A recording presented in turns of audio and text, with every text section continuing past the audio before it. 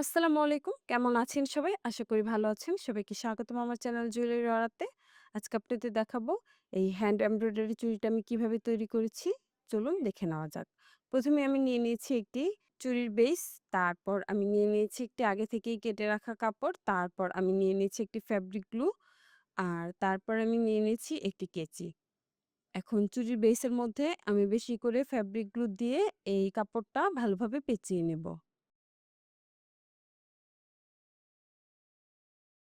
আর অবশ্যই বেশি করে ফেব্রিক গ্লু দিয়ে তারপর এই কাপড়টা পেঁচাবেন। আর কাপড়টা যখন আপনারা পেঁচাবেন তখন অবশ্যই ভালোভাবে টাইট করে তারপর এই কাপড়টা পেঁচাবেন। আর অবশ্যই লক্ষ্য রাখবেন কোথাও যেন কাপড়টা কুঁচকে না থাকে। আপনারা যখন ফেব্রিক বা কাপড় দিয়ে এই চুড়িগুলো তৈরি করবেন তখন অবশ্যই কটন কাপড় বা সুতি কাপড় নেওয়ার চেষ্টা করবেন। এতে যে ফেব্রিক গ্লুটা আছে এটা অনেক ভালোভাবে আটকে থাকবে এবং অনেক টেকসই হবে। কথা বলতে, বলতে আমার চুড়িটা পেঁচে নেওয়া শেষ। এখন চুড়ির কাপড়ের যে শেষের অংশটা আছে সেটা আমি একটি কেচির সাহায্যে কেটে এখন বেশি করে ফেব্রিক গ্লুর সাহায্যে এই চুড়ি বেসের সাথে ফেব্রিকটা আমি ভালোভাবে আটকে নিচ্ছি।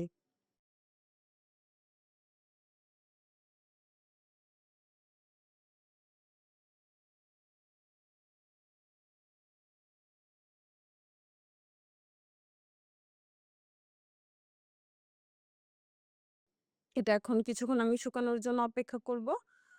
তারপর আমি নিয়ে নিয়েছি একটি কলম।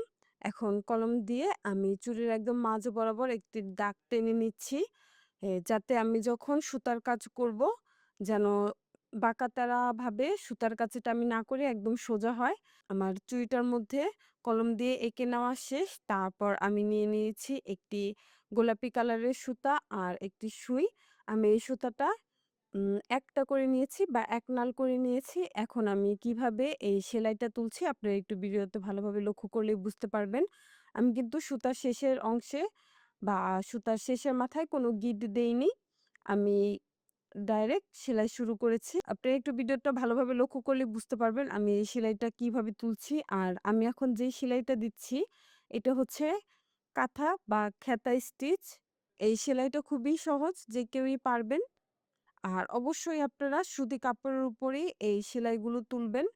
তাহলে আপনাদের তুলতে সুবিধা হবে।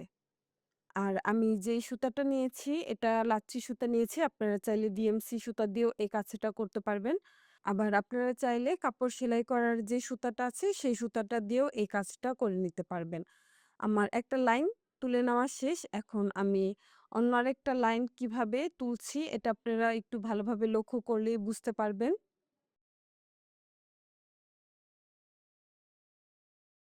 আমি এখন পাতাগুলো তুলছি।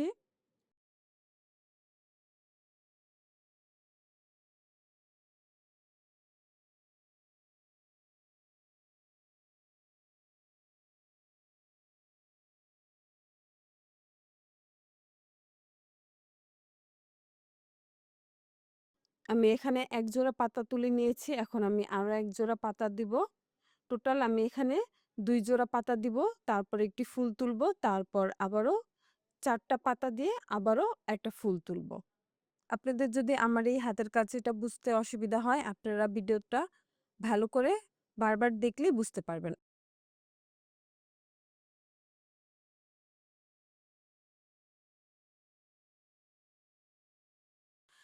সুইয়ের মাথায় সুতাটা পেঁচিয়ে একটি সেলাই দিয়ে নিচ্ছি। এই সেলাইটার আমি নামটা জানি না। আপনি একটু ভিডিওতে ভালোভাবে লক্ষ্য করলেই বুঝতে পারবেন এই সেলাইটা আমি কিভাবে তুলে নিচ্ছি।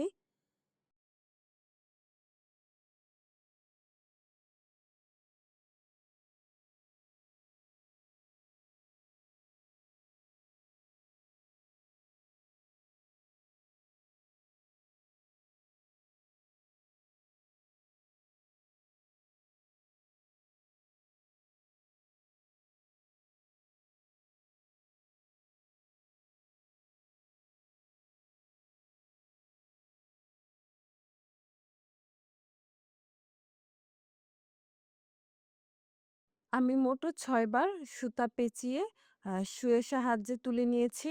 মানে ৬ বার আমি সেলাই করে নিয়েছি। এখন আমি আবারও পাতা তুলবো। এখানে আমি ৪ টা পাতা তুলবো। এই সেলাইটা খুবই সহজ। আপনারা যদি ২-১ বার চেষ্টা করেন তাহলে আপনারাও পারবেন এই সেলাইগুলো। এই চুড়িগুলো তৈরি করতে তেমন একটা খরচ যায় না। খুবই অল্প খরচে এই চুড়িগুলো তৈরি করে নেওয়া যায়। আর এই চুড়িগুলো তৈরি করা খুবই সহজ। আপনারা চাইলে এ ধরনের চুড়ি তৈরি করে আপনাদের ফ্রেন্ডস অ্যান্ড ফ্যামিলিকে গিফট করতে পারেন বা আপনাদের নিজেদের জন্য তৈরি করতে পারেন। আপনারা যখন এই চুড়িগুলো শাড়ির সাথে পরবেন খুবই সুন্দর লাগবে বা আপনারা বিভিন্ন ড্রেসের সাথেও এই চুড়িগুলো ক্যারি করতে পারেন। আর আপনাদের আশেপাশে যারা এই ধরনের চুড়ি তৈরি করা শিখতে চায় বা বানাতে চায়, আপনারা চাইলে আমার এই ভিডিওটা তাদের সাথে শেয়ার করতে পারেন। যাতে তারাও এই চুড়িটা দেখে বাসায় বসেই চুড়ি তৈরি করতে পারে। আর আমার ভিডিও রিলেটেড যদি আপনাদের কোনো প্রশ্ন থেকে থাকে অবশ্যই আমাকে কমেন্ট করে জানাতে ভুলবেন না। আমি চেষ্টা করব আপনাদের কমেন্টে রিপ্লাই করতে। আর আমার ভিডিওটি আপনাদের কেমন লেগেছে অবশ্যই আমাকে কমেন্ট করে জানাতে ভুলবেন না। আমি আবারও ২ টা পাতা তুলে নিয়েছি, মানে ২ জোড়া পাতা তুলে নিয়েছি। তারপর আবারও আমি ফুল তুলছি।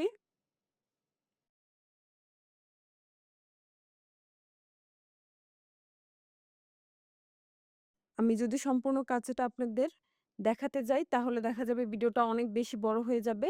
আমি বাকি কাজটা অফ ক্যামেরাই করে নিচ্ছি।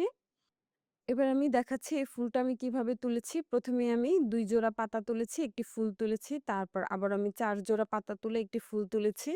আবারও ২ জোড়া পাতা তুলে একটি ফুল তুলেছি। আবারও ৪ জোড়া পাতা তুলে একটি ফুল তুলেছি। এভাবেই আমি পুরো কাজটা করে নিয়েছি। তারপর আমি আপনাদের দেখিয়ে দিচ্ছি আপনারা আবারও কিভাবে আরেক সাইডের কাজটা শুরু করবেন। এখন আমি আবারও আমার অপোজিট যে সাইডে আমি কাঁথা সেলাই দিয়ে নিয়েছিলাম, ঠিক একইভাবে আমি আবারও কাঁথা সেলাইটা দিয়ে নিব।